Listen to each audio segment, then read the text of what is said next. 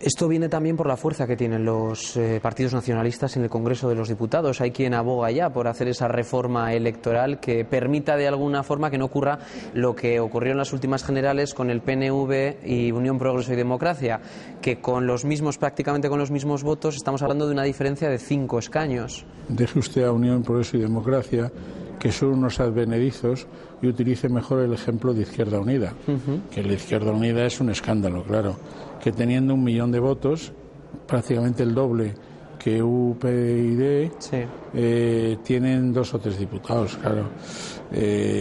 Yo considero que los nacionalistas agotan sus votos, bien agotados, en las circunscripciones en las que se presentan, y luego en el resto de las circunscripciones los 3 grandes partidos, el PSOE, el PP y Izquierda Unida también, a distancia, pero también un partido nacional, desperdician en cada circunscripción muchísimos votos. Es decir, para sacar los diputados X que corresponden a la provincia de Albacete o la de Valladolid o a la comunidad autónoma de Navarra, pues se utilizan X votos y quedan sin utilizar un número importante. Yo llevo insistiendo hace tiempo que hay que hacer una reforma aumentando de 350 a 400 y esos 50 meterlos en una circunscripción nacional o estatal única y que allí deben ir todos los votos desperdiciados en cada una de las comunidades autónomas. Pero, don Gregorio, ¿quién le va a poner el cascabel al gato?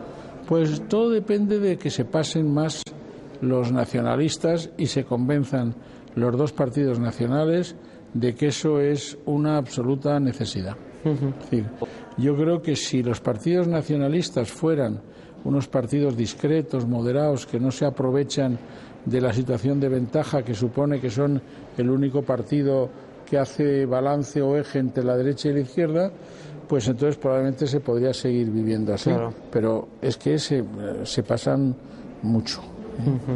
Se pasa mucho, que diría mi hijo. ¿Cómo ve la nueva situación en el País Vasco? ¿Cuántos años le da el gobierno de Patxi López? Muchos, desde luego los 4 años, y luego si lo han hecho bien, yo creo que eso repetirá.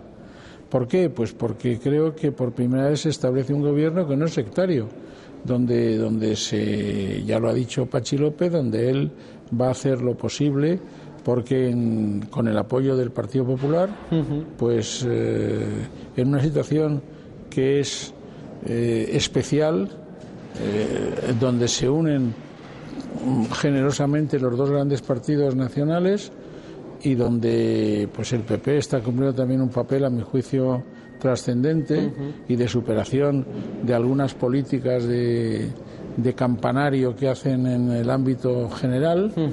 Pues yo creo que eso tiene muy buena presentación, porque si es verdad que ellos superan los sectarismos que ha habido en los gobiernos nacionalistas, pues va a haber muchos ciudadanos que se van a convencer y van a aumentar su apoyo. Esa es mi esperanza. ¿Por qué ha dicho que UPyD son unos advenedizos? Bueno, porque quien lo dirige es una señora que estaba muy contenta de estar en el PSOE cuando era consejera. Es más, me consta perfectamente que cuando se rompió el acuerdo PNV-PSOE, ella hubo casi que levantarla con forceps de la Consejería de Cultura, porque estaba encantada de haberse conocido y de trabajar con los nacionalistas. O sea que ahora sus discursos antinacionalistas suenan a muy falsos, Y yo no creo que sobre la base del rencor, una persona que ha sido durante tantos años y que se ha beneficiado tanto de un partido como el Partido Socialista tenga ninguna posibilidad de tener un apoyo grande. Es verdad que puede tener el apoyo de gente desilusionada del PP o del PSOE, pero yo no creo que a base de esos elementos se pueda construir nada. Hoy nos encontramos en un marco incomparable. Estamos en el claustro de la UNED de Tudela. Les comentaba al inicio de esta entrevista que Gregorio Peces Barba estuvo hace unos días aquí ofreciendo una conferencia bajo el título Educación para la Ciudadanía y los Derechos Humanos. Don Gregorio, en uno de sus libros insinúa que aquel que se opone a... Bueno, lo dijo, ¿no? Insinuó, lo dijo claramente, sobre todo en la presentación, que el que se opone a Educación para la Ciudadanía es poco menos que antidemocrático. ¿Qué es lo que ha ocurrido con esta asignatura? ¿Por qué tanta polvareda? Porque ahora al final... ahí está. Mire usted, es incomprensible.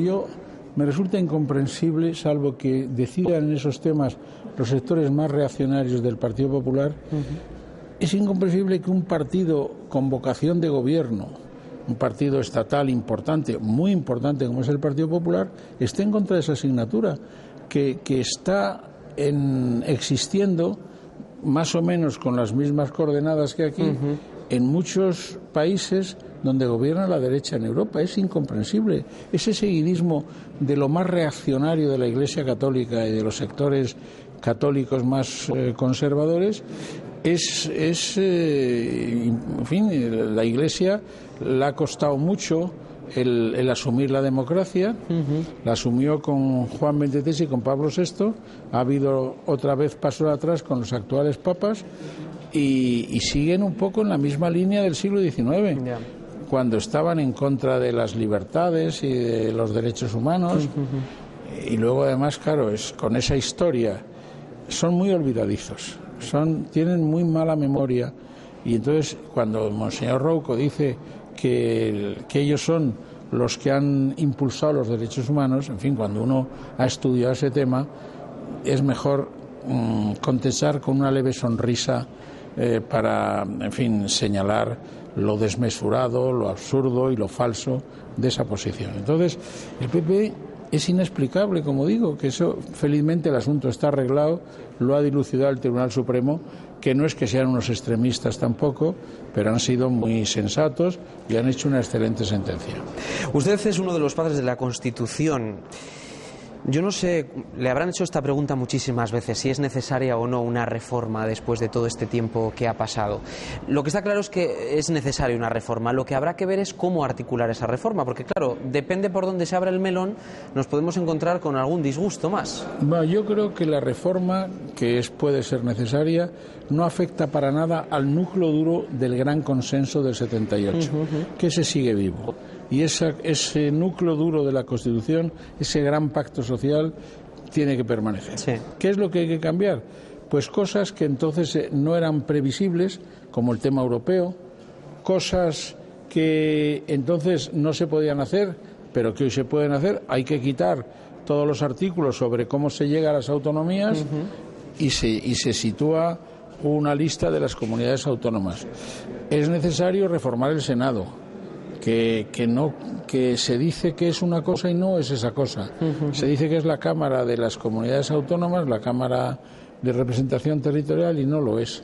Aunque sí lo era en nuestro esbozo inicial, pero luego los distintos trámites, pues aquello lo diluyeron y tenemos un Senado de un Estado unitario y centralista. Y finalmente, entonces no nos atrevimos a entrar en el tema de la sucesión a la corona, porque nos parecía que lo mejor era dejarlo como estaba en la Constitución del 76, en cuanto no en cuanto a las competencias, que sí se cambiaron.